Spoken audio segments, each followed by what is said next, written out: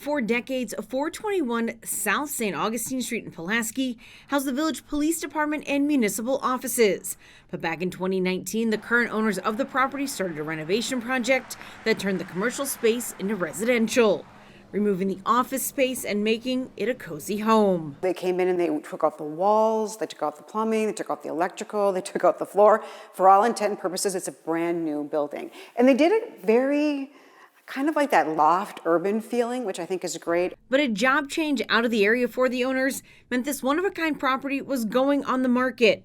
An open house this past weekend drawing in dozens of curious onlookers. I've been doing this 28 years or 29, one of the two. I've never had a listing this unique before. Sandra Rank is the listing agent for the 2-bedroom, 2.5-bath home. So it's a fun one, right? And they have a shop in the back, so if you had a studio or you were you needed a salon, you were into cars, whatever, there's that huge flex space that you could have an apartment, a business, whatever, and then you have the huge garage. And what I think is also really cool about this is on half an acre. Well, the space is being utilized differently than what it was originally built for, and it probably takes a certain kind of person to live in a house like this.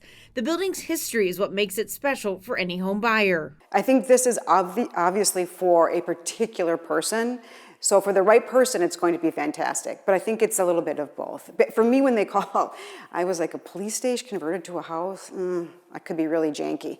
But it was amazing. Thinking outside of the box, giving new life to something that's old and unused. There are a lot of empty municipal buildings.